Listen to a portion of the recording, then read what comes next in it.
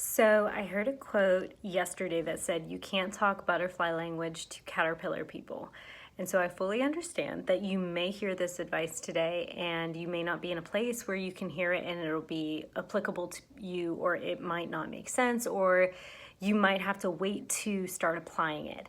But if you are still a caterpillar person, my hope is that this becomes one of your many steps on your journey to take in information, and that one day you'll be ready for it and you'll be able to apply it all. So I've got 4 more ideas just to help you if you are missing your period and you are looking to make a change. The first piece of advice I have is to change the mental process that you have during and before your exercise. Now, make it so that any of the training that you're doing is pleasant and enjoyable and you are not dreading it. If it is something that you are not looking forward to, then you need to make an adjustment because it's causing an emotional and mental stress response within you. And then you're doubling on top the physical stress of training your body. So your new goal should be to move your body and make yourself feel good only. If at any point you start to not feel good or to not enjoy it, change it. At this stage of the game, if your goal is really about recovery, then take a break on the exercise. I'm not going to tell you that you have to stop it completely, but adjust it. We have to make some changes to get a different result. Next piece of advice I have for you is to give yourself another hour of sleep. You will be shocked at the benefits of another hour of sleep. Go to bed an hour earlier or wake up an hour later. But either way, if you tack it on to that main huge sleep schedule, not like I don't notice that much of an improvement for people that try to tag in naps during the day, but adding in that extra hour at either the beginning or the end does seem to make a big difference for a lot of the girls that are trying to recover. That was one of the last things that I changed, and I got my period soon after. I ended up waking up an hour later because I used to be waking up really, really early so that I could do an extra workout and everything, and when I adjusted that, I found some peace. So consider giving yourself an extra hour sleep. You'll be shocked at the benefits you feel. Another tip idea for you is to add back in your root vegetables and your noodles and bread calories. So in a world where cake and ice cream and chocolate taste so much better, a lot of girls save up their calories for things that they consider to be worth it.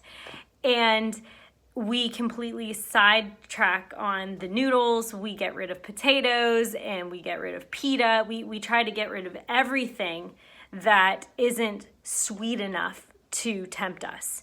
But your body really does like your root vegetables, and it uses both those simple and those complex carbs, especially when it is needing its energy. That's your body's number one fuel source, is carbs for energy. So consider putting back in potatoes and beets and carrots and your noodles, your pastas, your bread, because it could be the last thing that you need to just tip the scales. Doesn't mean that you're eating only that stuff, but tie it back into your day instead of going right to the candy dish.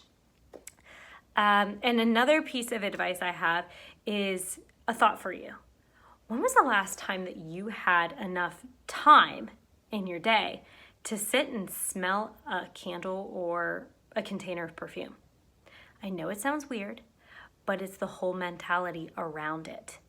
A lot of girls are only filling things in their day for time that they say is productive. I know I was one of them, that type A personality. I need to be doing something. The only way I was allowed to eat is if I also felt like I was being productive while I was doing it. But if you are able to lessen your day and live in that moment of it a little bit more, to appreciate small things, it starts to creep over into the other aspects of your day, and it makes you feel calmer.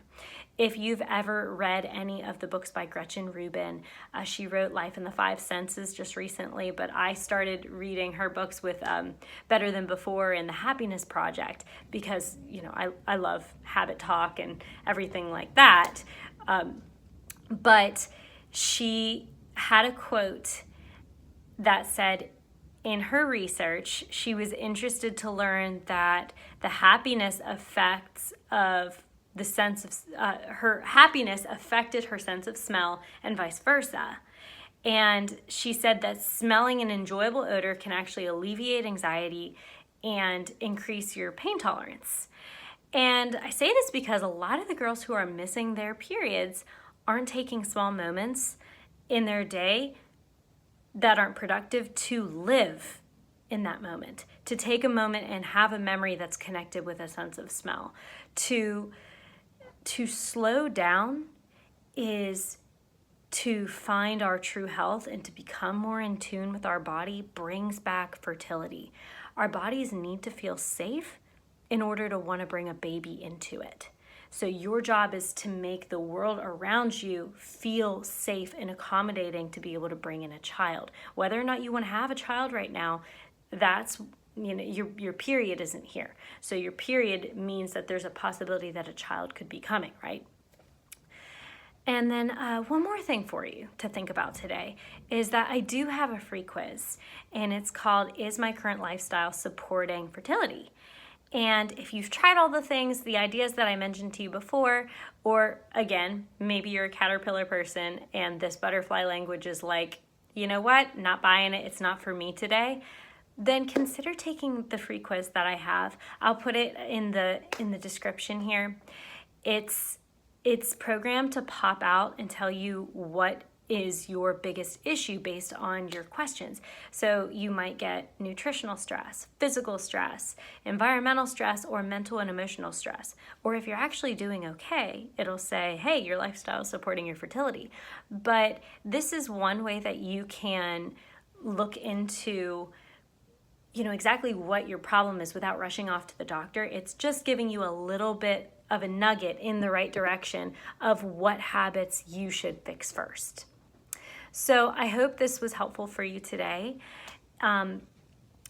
Again, these are, I don't hold a trademark on truth. I am just trying to throw out some ideas that maybe you haven't thought of and maybe you haven't heard of yet today. So I'll be thinking of you. Good luck, and I'll talk to you soon.